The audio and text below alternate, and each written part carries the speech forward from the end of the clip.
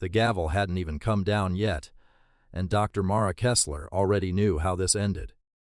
She sat alone at a folding table in the center of the hospital's largest conference room, the kind usually reserved for shareholder meetings and malpractice settlements. 7 members of the Meridian General Hospital Board of Directors sat above her on a raised dais, their name placards angled just so, their coffee going cold in branded mugs. Fluorescent light bounced off the polished table and made the manila folder in front of the board chairman look almost ceremonial, like an executioner's block dressed up in beige cardstock. Mara's hands were folded in her lap, steady. She'd learned a long time ago, in places far worse than this room, that steady hands were the only thing that mattered when everyone around you had already decided you were guilty. "Dr. Kessler," said the chairman, not looking up from the folder. "Let's begin." His name was Gerald Whitfield, 61 years old, silver-haired.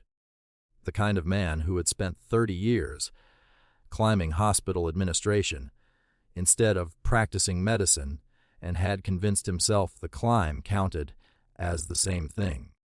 He'd been a mediocre internist once, decades ago, before he discovered that committees moved faster than patients and never coded on you in the middle of a meeting. He opened the folder slowly, deliberately, like a man who enjoyed being watched perform authority. Mara had been at Meridian General for 4 years. In that time, she had run the trauma bay through 2 mass casualty incidents, trained 6 residents, who now credited her with teaching them to keep their hands steady when a chest was open and the clock was against them, and never once been late for a shift. None of that was in the folder Whitfield was holding. What was in the folder was 2 years of her life she wasn't legally permitted to explain in a civilian conference room, condensed into a single black, barred line forward surgical element, classified deployment. "We have some questions," Whitfield said, "about your credentials." The words landed exactly the way he wanted them to, flat, final, a door closing. Behind him, the 6 other board members shifted in their seats with the particular discomfort of people who had already been briefed on the outcome and were only there to make it look democratic. Only Dr. Priya Anand, at the far end of the table, kept her eyes on Mara instead of the folder. Whitfield lifted a single page from the folder and held it at arm's length, the way a man might hold something he didn't want to touch too closely.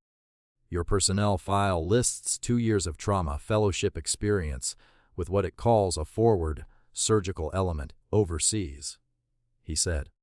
"There's no institution name, no supervising physician, no accreditation body we can contact.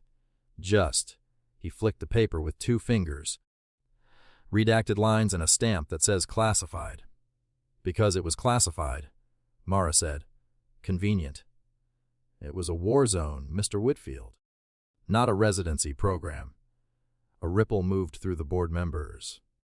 Not quite laughter, but close enough to sting. Whitfield allowed himself a small, satisfied exhale, the kind of breath a man takes when he believes he's just won something. "Dr. Kessler, I've sat on this board for 11 years. I've seen a great many things called classified that were really just unverifiable. And unverifiable, on a credentialing file, is a word I take very seriously, especially after the Hargrove complication." There it was, the real wound under the folder. 6 weeks earlier, a patient named Thomas Hargrove had coded on Mara's table during an emergency thoracotomy. A call she'd made in under 90 seconds, cracking his chest in the trauma bay instead of waiting for a transfer to the OR. Hargrove had lived. Every surgeon who'd reviewed the case afterward, including 2 outside consultants, agreed it was the right call, possibly the only call that saved him. But Hargrove's family had a lawyer, and the hospital's insurer had gotten nervous. And nervous insurers made nervous board chairmen start flipping through personnel files, looking for anything they could use to say, "This was never our fault. She was never qualified to begin with." "I made the correct clinical decision on Hargrove," Mara said.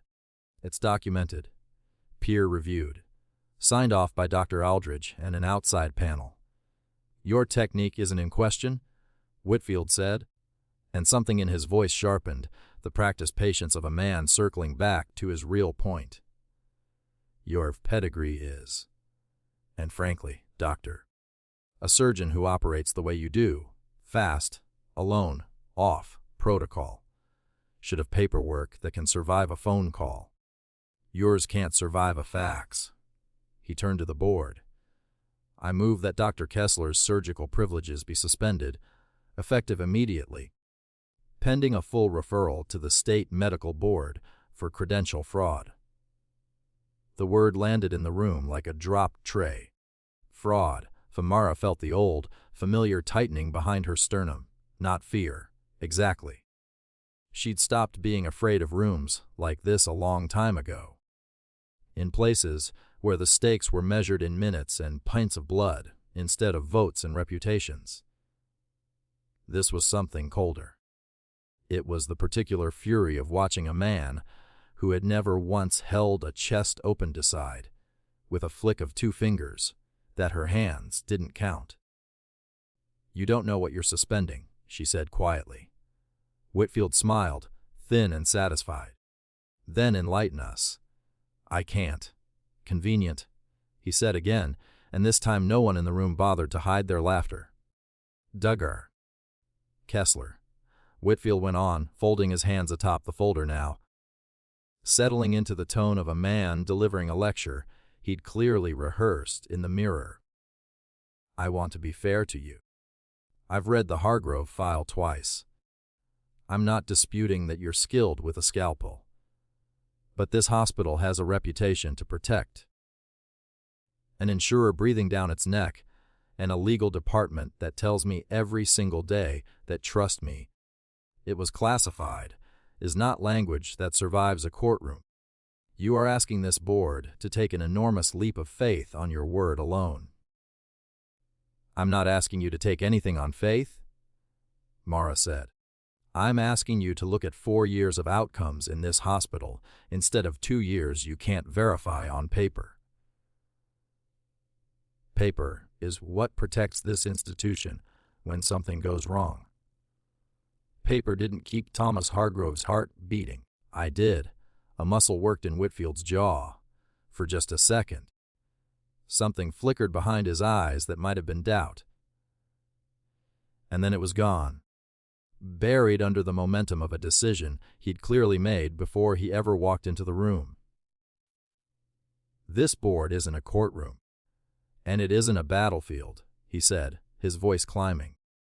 "It's an institution that has to answer to people who write checks and people who file lawsuits. And neither of them care how fast you moved in a war zone nobody here can confirm you were in. I have a responsibility to every patient who walks through those doors to know exactly who is operating on them. Right now, I don't know that about you, and that, Dr. Kessler, is unacceptable to me." The vote took 90 seconds. 6 hands went up. 1 member, a soft-spoken internist named Dr. Priya Anand, kept hers down, staring at the table, but she didn't argue either. Whitfield noted the tally with a small check mark, as if crossing an item off a grocery list. "Dr. Kessler, your OR privileges are suspended effective this moment. Hospital security will escort you to collect personal items from your locker. You are not to enter a patient care area unaccompanied until this matter is formally resolved with the state board." Mara stood. Her chair scraped against the tile, too loud in the silent room. "You're doing this over a piece of paper," she said. "A patient is alive right now because I didn't wait for one. That's not the issue in front of this board. It should be the only issue in front of this board. Whitfield didn't answer. He was already sliding the folder shut, already moving on, the way men do when they've decided a conversation is beneath continuing.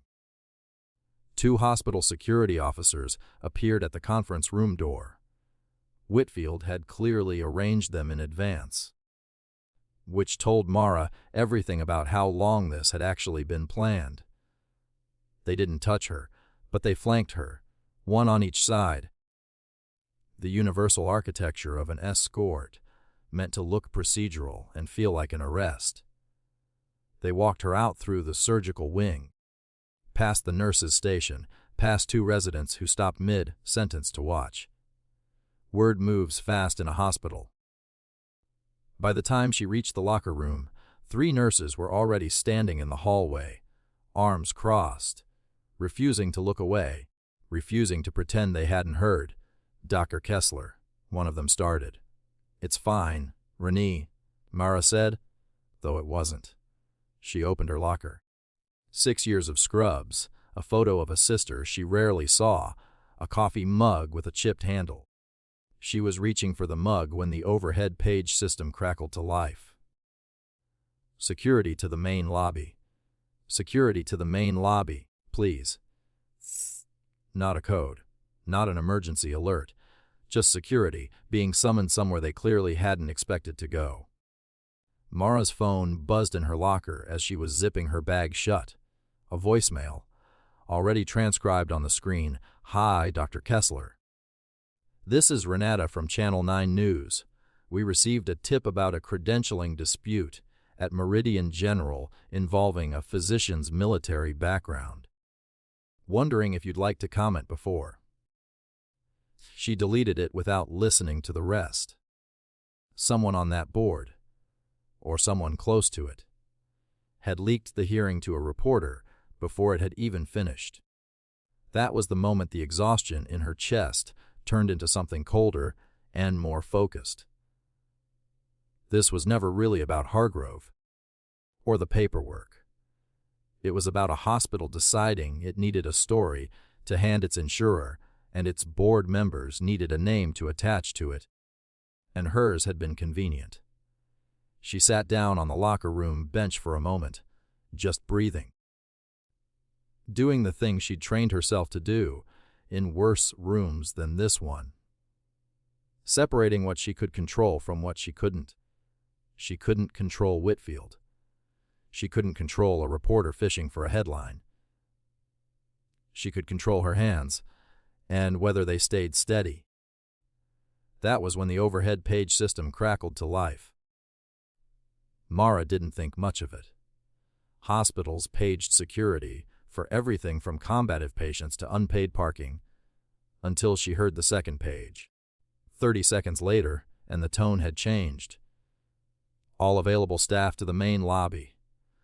That wasn't a security page anymore. That was the sound of a front desk realizing it was out of its depth. She stepped out of the locker room.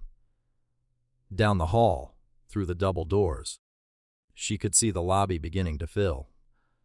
Not with patients, but with people standing very still. The particular stillness of a crowd that has just noticed something it doesn't fully understand yet. 3 men in dark civilian jackets had walked through the hospital's front doors. They moved like men who had memorized the room before entering it.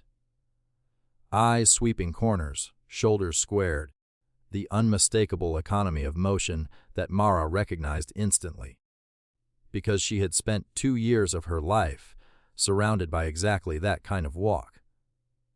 The man in front stopped at the information desk. He didn't ask a question, he stated a fact. "We're looking for Dr. Mara Kessler." The receptionist, flustered, glanced toward the hallway just as Mara stepped into view, and the man in front went very still. "There she is," he said, and for the first time, something in his rigid posture eased. "Doc, we heard you got hauled in front of a board." Mara felt her throat tighten. She knew this voice. She had heard it through a comms headset in a dust storm outside Kandahar 3 years ago, calling her name over gunfire. "Rays," she said. "What are you doing here?" "Following up," said the man beside him. Younger, a thin scar bisecting one eyebrow. "Figured we'd swing by and say thank you properly this time. Since the last time, you were a little busy keeping my chest cavity closed."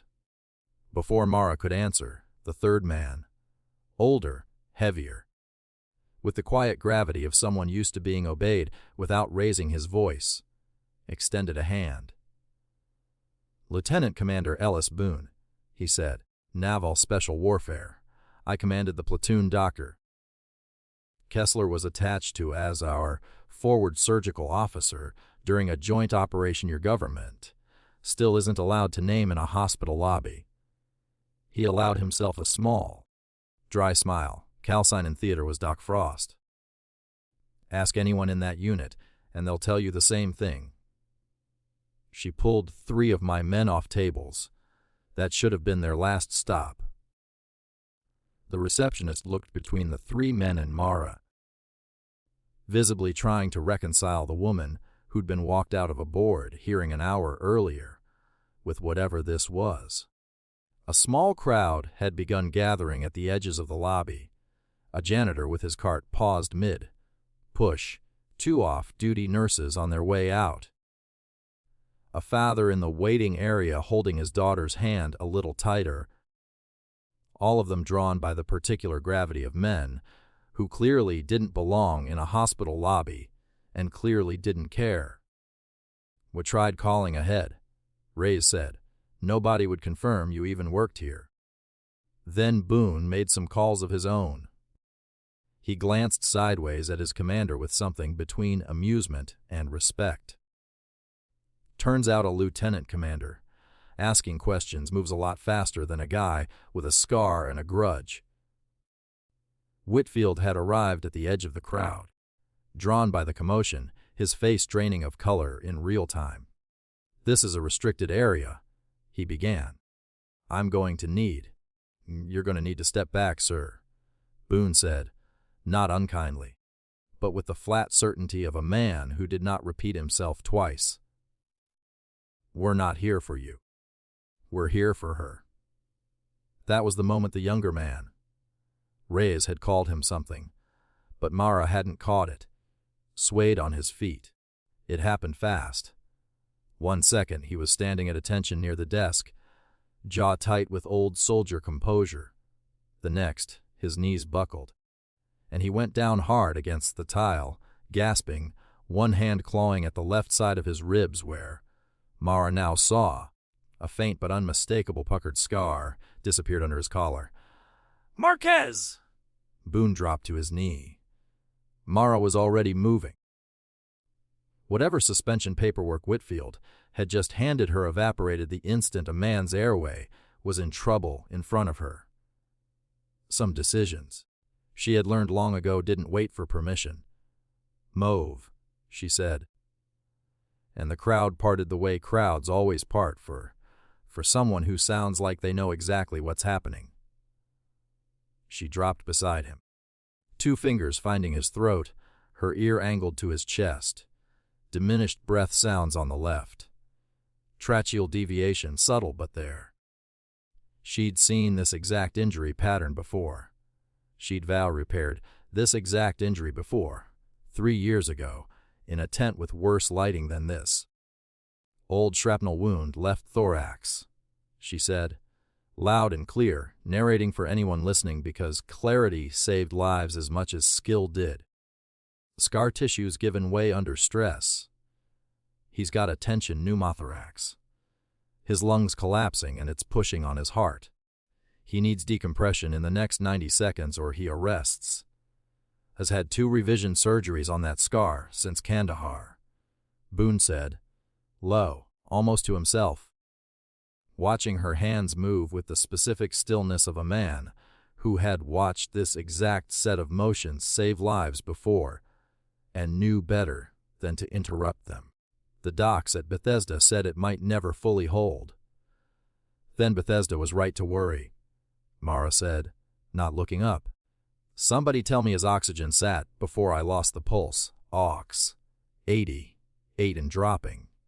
A nurse called from behind the desk, already sliding a portable monitor across the floor toward her. Not dropping much longer.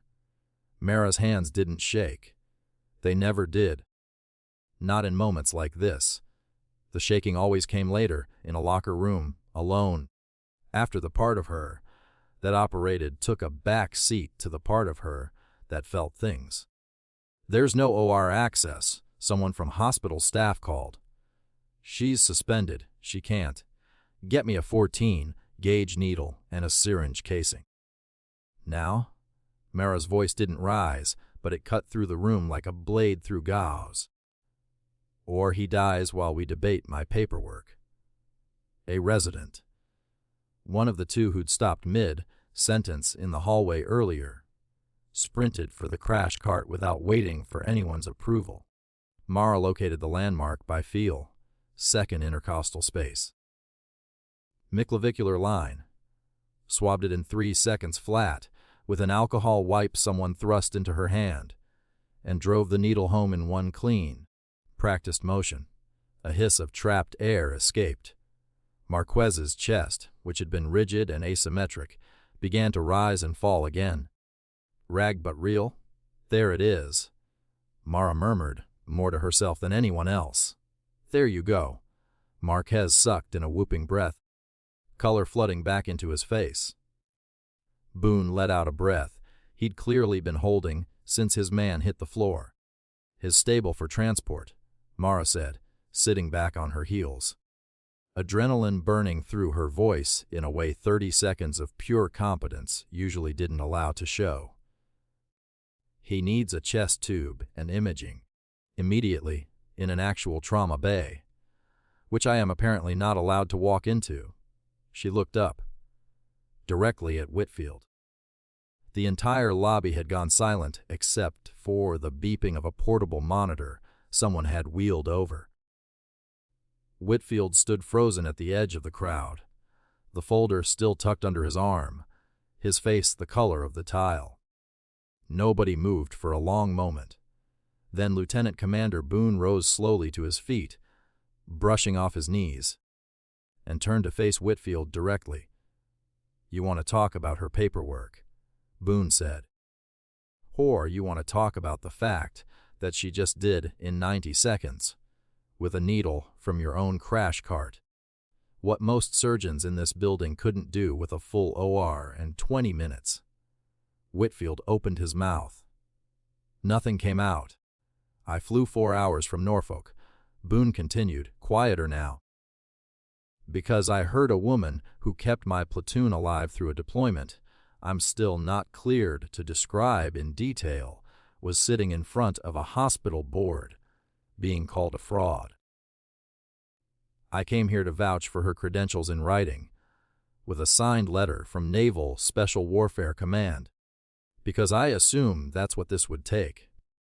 He glanced down at Marquez, now sitting up, an oxygen mask over his face, giving Mara a shaky thumbs up. Turns out she just vouched for herself. Whitfield's eyes moved from Boone to Marquez, to Mara, kneeling on the lobby floor in her street clothes. A stranger's blood already on her hands from an emergency. She wasn't even licensed to perform 10 minutes ago. Keeping a man alive anyway, because the alternative was letting him die out of respect for a suspension memo. Something in Whitfield's face changed. It wasn't drama. It wasn't a collapse. It was smaller and more honest than that. The particular, quiet posture of a man realizing, all at once, the actual weight of what he'd almost thrown away. He crouched, stiffly, unused to lowering himself to anyone's level, and picked up the crash cart's empty syringe casing from the floor, turning it over once in his fingers before setting it gently on the cart, as if handling it carefully might undo some of what he'd said an hour earlier. Dr. Kessler, he said. His voice had lost its polish. I owe you an apology I don't think fits in this lobby. You don't owe me one in front of an audience, Mara said, not unkindly. "You owe the S patients one. The ones I would have been suspended from treating tomorrow morning." Whitfield nodded slowly, and for the first time in the entire encounter, he looked like exactly what he was. A tired administrator who had let fear of a lawsuit curdle into cruelty, and who now had to live with having done it in front of the very people who'd proven him wrong. "The motion is rescinded," he said quietly. "Effective now. I'll have the board reconvene by morning to formally clear your file, and I'll be writing the referral to the state board myself, correcting it, not filing it." "That's a start," Mara said. Dr. Priya Nand had made her way through the crowd by then, arms crossed, watching Whitfield with an expression that had clearly been waiting an hour to surface. "I voted against the suspension," she said, quietly enough that it was meant for Mara, not for the room, for whatever that's worth now. "It's worth something," Mara said. "It's worth remembering next time somebody hands you a folder and asks you to vote fast." Anand nodded, and for the first time that morning, didn't look away. Boone crouched beside Marquez, who was breathing easier now. Color returned, giving his commander a weak thumbs up from under the oxygen mask. "You scared the hell out of me, Marquez." "Scared myself worse." "Sir," Marquez rasped. Boone straightened, turned back to Whitfield, and for a moment the two men simply looked at each other. One used to being obeyed in rooms full of armed men. The other used to being obeyed in rooms full of spreadsheets, and both of them now understanding exactly how far that obedience actually traveled. "For what it's worth," Boone said, quieter now, "I didn't come here to embarrass anybody. I came here because I made a promise to my platoon a long time ago that if any of them ever needed something, and I could get it for them, I would move heaven and earth to do it. Today that meant flying to a hospital in the middle of a Tuesday to vouch for a surgeon. I'd do it again tomorrow. I'd do it for any one of my men, and she's one of mine as far as I'm concerned, whether this hospital's paperwork agrees or not." Whitfield had nothing to say to that. He simply nodded once and turned to give quiet instructions to the security officers still standing awkwardly by the elevator bank. The same two who, an hour earlier, had walked Mara out like a liability and now stood by uselessly while she did the job none of them could have done. She turned back to Marquez, checking his pulse one more time out of habit, ignoring everyone else in the room until the transport team arrived. That was the version of her that mattered most, and she intended to make sure everyone in that lobby remembered it that way. Not the woman accused, but the surgeon who never stopped working, regardless of who was watching. Marquez made a full recovery in the trauma bay. Mara wasn't technically allowed to enter that morning, a technicality nobody enforced ever again. The state medical board closed its inquiry within the week with a formal letter of commendation replacing what had nearly been a fraud referral. An assigned statement from Naval Special Warfare Command now sits, quietly, in a locked drawer in Meridian General's credentialing office. Not because anyone doubts her anymore, but because Mara asked them to keep it out of her personnel file. She never wanted the reveal. She only ever wanted the right to keep working. Gerald Whitfield resigned from the board 8 months later, citing personal reasons that everyone in that lobby understood perfectly well without needing them explained. He sent Mara a short note before he left. She kept it, unanswered, in the same drawer as the commendation, not out of spite, but because some things don't need a reply to be forgiven. These days, Dr. Mara Kessler still works the trauma bay at Meridian General, still moves fast, still operates the way she always has. without waiting for permission from a room that's never held a chest open in its life. Once a year, a small, unmarked envelope arrives at the hospital with no return address. Inside is always the same thing: a photograph of a platoon standing somewhere green and far away, and on the back, in handwriting she's learned to recognize, 4 words. Still breathing. Thanks, Doc. If this story reminded you that real strength doesn't need permission to be believed, hit that like button. Share it with someone who's ever been underestimated in a room that should have known better, and subscribe to the channel for more stories of quiet courage every week.